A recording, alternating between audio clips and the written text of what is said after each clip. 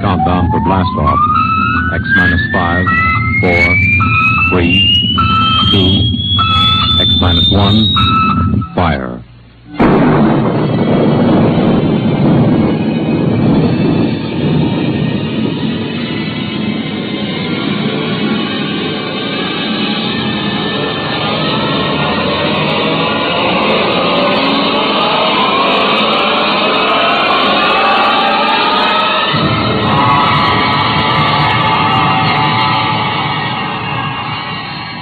From the far horizons of the unknown come transcribed tales of new dimensions in time and space.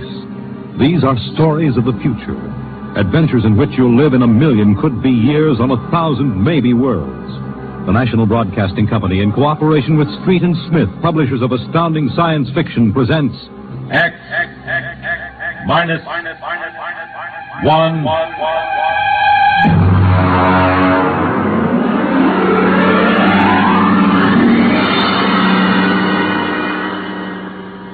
Tonight, the Ray Bradbury story entitled, And the Moon Be Still as Bright.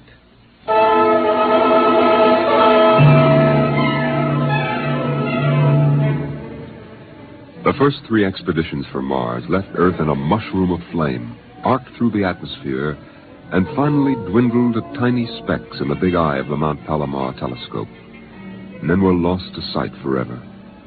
The prearranged landing signals flashed back to Earth, and then the radios went dead. One after the other, ships had disappeared and were never heard from again. But still the rockets came. The 4th expedition emerged from the silent gulfs of space, angled down toward the floating red disk of Mars, down into an orbit as the order came to land.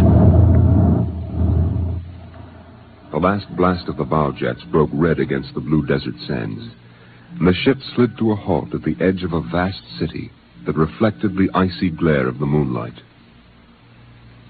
For a while, all was still. All right, Park you. Open the airlock. Aye, sir.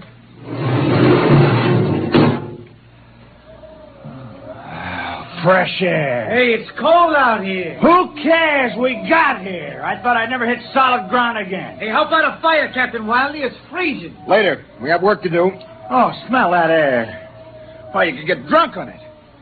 Say, there's an idea. Why don't we break out a bottle and celebrate? Biggs, there will be no drinking done until we're secured. But we're landed, Captain. 3 other expeditions landed and disappeared within 24 hours. Now, we're not relaxing security till we find out what happened to them. What do you mean, maybe Martians? Sender, you're an archaeologist. How old would you say they are? I can't tell till I study them more closely. It's a kind of engineering we couldn't duplicate on Earth. Well, I'm not interested in the architecture now. I want to make sure there's nothing there that might be dangerous. Mr. Hathaway. Yes, sir? I want you and Spender to take a reconnaissance party into the city and find out what's there. We'll set up camp here. No man is to go more than 50 feet from this rocket. And there'll be no celebration till Hathaway and his party report back.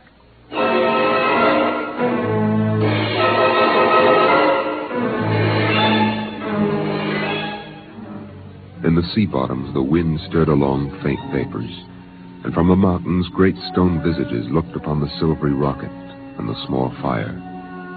The sky was black overhead, as the 2 racing moons threw knife-edged double shadows on the desert.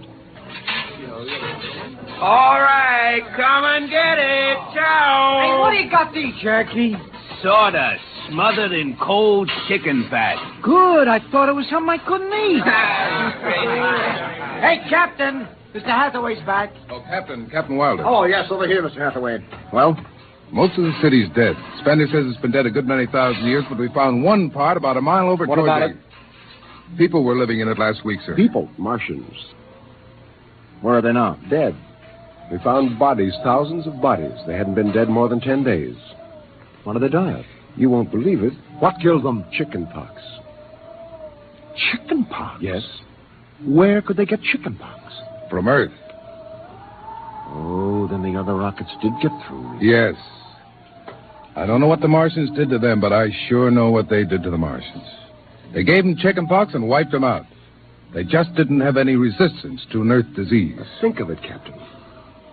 A race builds itself for 1,000,000 years, refines itself, does everything it can to give itself respect and beauty, and then it dies. Of what? It's like saying the Greeks died of mumps or the proud Roman Empire collapsed because of athlete's foot. We didn't even give them a decent excuse for dying. We just gave them chicken pox. Spender, get hold of yourself. You didn't see those bodies, Captain. Yes, I know. It must have been a shock. You need a rest, a little relaxation. The Martians are dead. There's nothing you can do about that now. Hey, you hear that? The Martians are all dead. Come on, let's break out a bottle and hoop it up. How about a case, eh? Oh, good Lord. They have to do that now? Isn't there time later to throw old beer cans into the canals? Spender, you're an idealist. They're not. All they know now is that they're safe. Little shouting won't hurt. You think too much. I was safe on Mars. The first Earthmen on Mars. We gotta celebrate. Yahoo!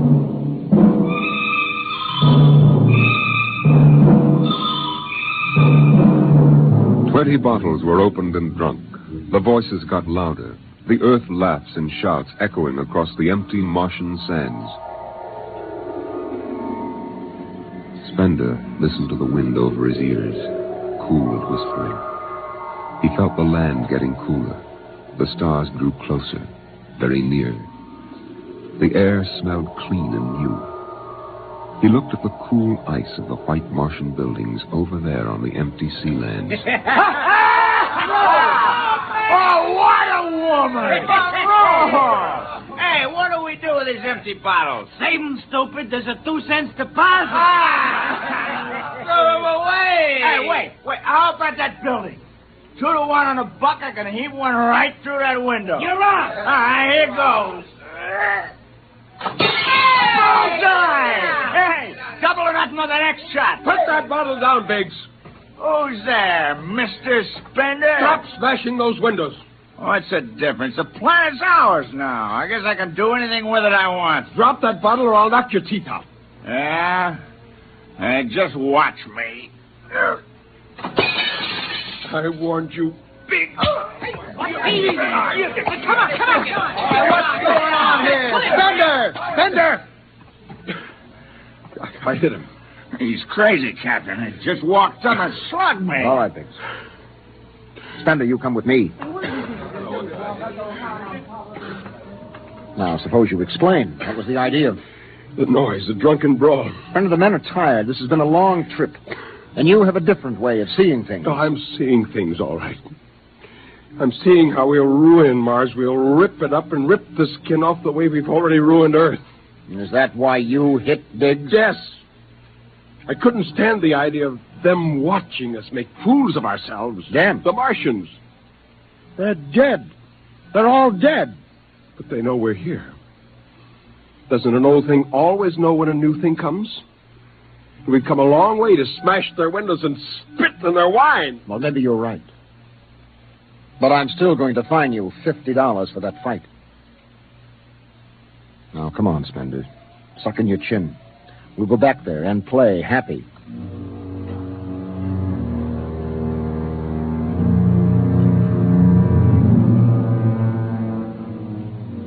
Now they moved out into the moonlight across the desert. They made their way into the dreaming, dead city. The light of the racing twin moons glinted on the barrel of a pistol, the long blade of a machete, the round, gurgling shape of a raised bottle. The wind blew in from the dead sea bottom and brushed through the silvery wire filigree of the towers.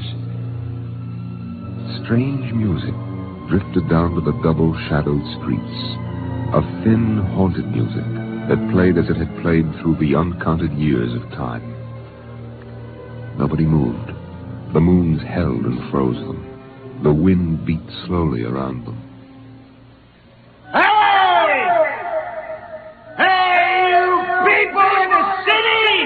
Biggs! I just want to make a little noise. What kind of a celebration is this, anyway? Come on. They built this city thousands of years ago. And now where are they? How did they die? Who cares? They're dead. That's good enough for me. Lord Byron. What? Lord Byron, a 19th century poet. He wrote a poem that fits this city. might have been written by the last Martian poet. So we'll go no more a-roving so late into the night. Though the heart be still as loving, though the moon be still as bright. For the sword outwears its sheath, and the soul outwears its breast. And the heart must pause to breathe, and love itself must rest.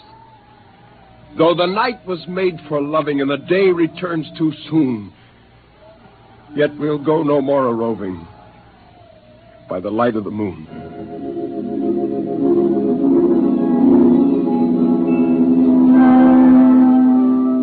Without a word, the Earthmen stood in the center of the city. It was a clear night. There was not a sound except the music of the wind. At their feet lay a tiled court, worked into the shapes of ancient animals and images. They stood there, silvered by the double moons beneath the crystal towers of Mars. And then Biggs was sick, and the sour stench of liquor filled the cool air. The men of Earth had come to Mars. And Spender turned and walked away into the city, alone in the moonlight, never once stopping to look back. It was a morning that might have been a Monday, or a Tuesday, or any day on Mars. Biggs was on the canal rim, his feet hung down in the cool water, soaking, while he took the sun in his face. Hey, what are you doing back here, Biggs? Didn't you go out with the search party? Yeah. I come back. I got a blister. Oh, yeah. Here. What do you mean? Look. Look, Cherokee, see that? Anyway, I had enough searching. 4 days hunting for that screwball Spender. Didn't find him yet, huh? Oh, good riddance. Oh, my feet. I'm going to soak them in the canal. If I was Wilder, I wouldn't worry about that nut Spender. Let him go. He's a cracked pot anyway. He's a little foggy upstairs, I guess. Hey, why don't you take your feet out of that canal, Biggs? I gotta make coffee out of that water. Coffee? You call that stuff coffee? I had a motorcycle once that dripped grease that tasted better Hey, than... wait a minute, Biggs. Hey, look over there. Where? By that bush. There's someone there. Hey. It's him. Hey, Spender! Spender? He's coming over. Why'd he stay lost, that crazy jerk? Hi, Spender. Long time no see. Hello, Cherokee. I've been exploring some ruins. Oh, you and them ruins. You're like a dog in a boneyard. What's the matter? Why don't you just say something? Where you been? Up in the hills. What would you say if I told you I found a Martian? Oh, yeah? Where? Never mind. Let me ask you a question. How would you feel if you were a Martian and people came to your land and started to tear it up? I know how I'd feel. I've got Cherokee blood in me. My grandfather told me a lot of things about the way they kicked the Indians around in the Oklahoma Territory. If there's any Martian around, I'm all for him. How about you, Biggs? They're dead. They're all dead. It's a good thing, too. Well, I found a Martian. Up in a dead town in the hills. I've been reading their books, and they're easy to understand. And I've learned their language. And then I found this Martian. And I brought him here, now. I don't see no Martian. I'm the last Martian. What did you say? Biggs, I'm going to kill you. Oh, cut it out. What kind of a lousy joke is that? Now, don't put that gun away. You're kidding, huh? Spender, you're... He's dead. You killed him. You can come with me, Cherokee. You're an Indian. You know how the Martians would feel. You can be with me in this. You killed him. You just killed him. He deserved it. You're crazy. Maybe I am. But you can come with me. Come with you for what? Go on, get out of here, you crazy murderer. Of all of them, I thought you'd understand. I thought you'd remember what happened to your own people. You get out of here, you crazy murdering. Don't reach for the gun. Spender.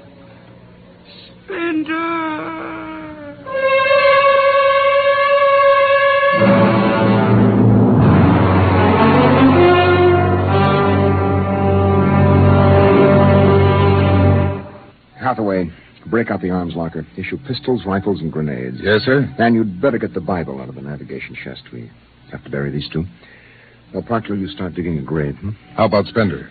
We'll have to go up in the hills and find him. Just let me at him with my bare hands, a crazy murdering louse. That's enough, Parkhill. The man is sick. He must be. Sick my eye. He's That's enough. Now grab a shovel and start digging.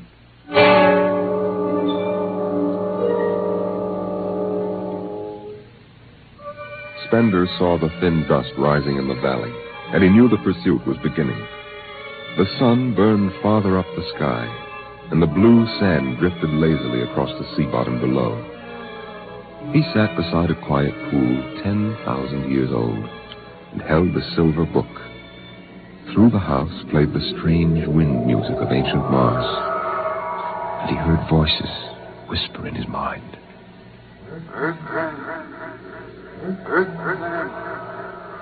I hear you. I've always heard you, even down there on Earth. No, I won't run. What's the use? Live, Earthman.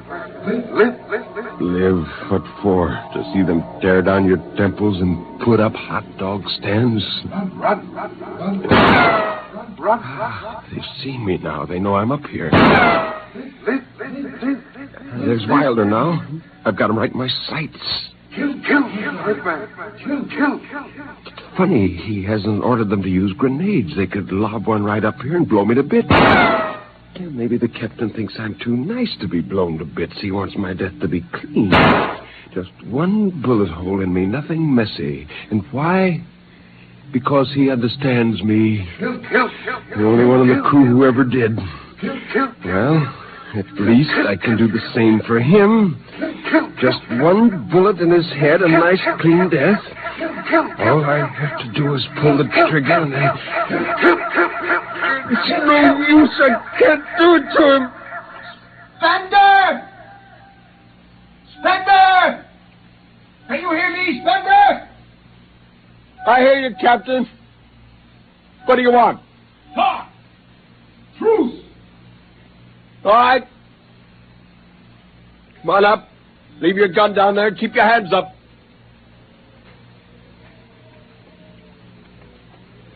Oh. That's quite a climb. You mind if I sit down? How long do you think you can hold out? Until you're all dead. Oh, why didn't you kill all of us this morning when you had the chance? You could have. I know. I got sick. After I started killing people, I realized they were just fools and I shouldn't be killing them, but it was too late. So I came up here where I could get angry again. Why did you do it? When I was a kid, my folks took me to visit Mexico City. I'll always remember the way my father acted, loud and big.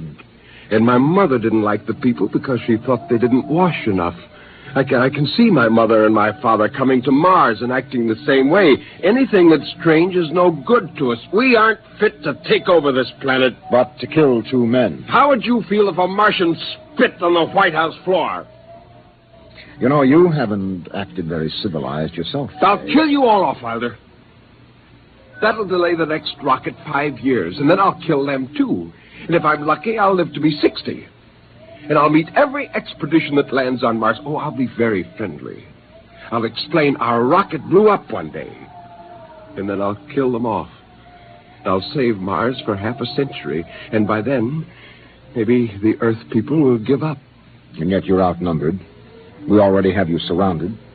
In an hour, you will be dead. I found an underground passage that'll take me back in the hills, Wilder. I'll go back there. And then I'll pick you off one by one. We'll see. Well, it's a nice town you've got here, Spender. It's beautiful. I'd like to live here. You can. Join me. You're not like them. Why go back to them, Captain? I'll show you what a good life these people had. No, there's too much earth blood in me. I may even agree with you about all this, but that does not change what I must do. You won't stay? No. This is your last chance, Spender. Look, you're sick. Now come along with me quietly. No. One last thing. If you win, do me a favor. Try to see that they don't tear this planet apart. Right. And if it helps, Just think of me as a very crazy fellow who went berserk one summer day. Be easier on you that way. I'll think that over. So long, Spender. Bye, Captain. Good luck.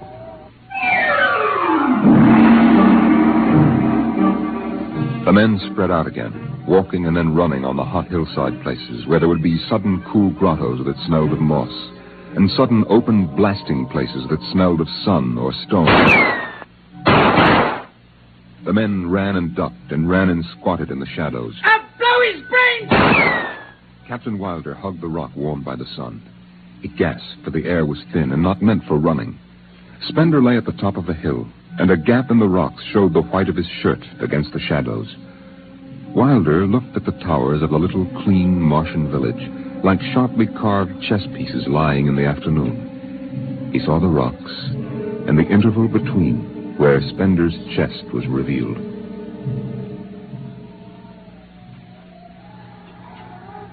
Go on, Spender. Get out. You've only got a few seconds to escape. Go on, get out of the caves. Come back later. You go now. I've got to win this. I've got to think that I'm right and pull this trigger. Go now. Get out. I'll get him! A slug in the head, I'll blow his bloody brains! No, Parkhill! Put down that gun. I'll do this myself. Spender. Why didn't you get out? Why? Why? Why?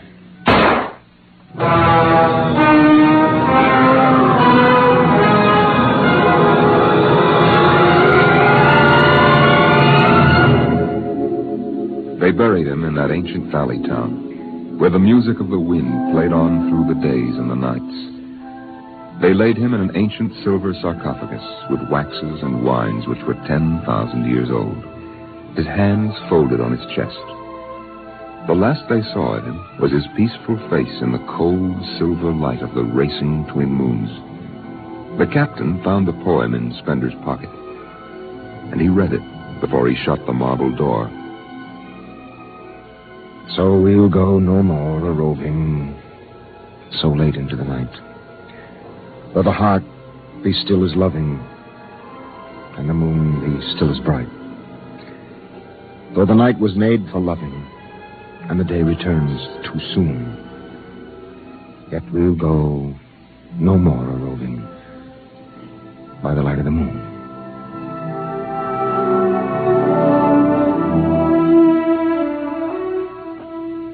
The next afternoon, Parkhill did some target practice in one of the dead cities, shooting out the crystal windows and blowing the tops off the fragile towers. Captain Wilder caught Parkhill and nearly knocked his teeth out.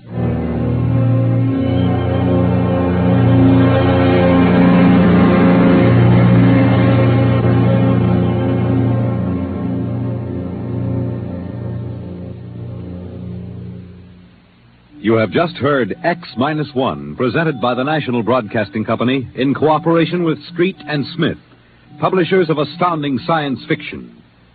Tonight, by transcription, X-1 has brought you the Ray Bradbury story, And the Moon Be Still as Bright, adapted for radio by Ernest Kinoy. Featured in the cast were John Larkin, Clark Gordon, Dick Hammilton, Nelson Omstead, Lawrence Kerr, and Stan Early. Your narrator was Norman Rose. Your announcer, Fred Collins. X-1 was directed by Daniel Sutter and is an NBC Radio Network production.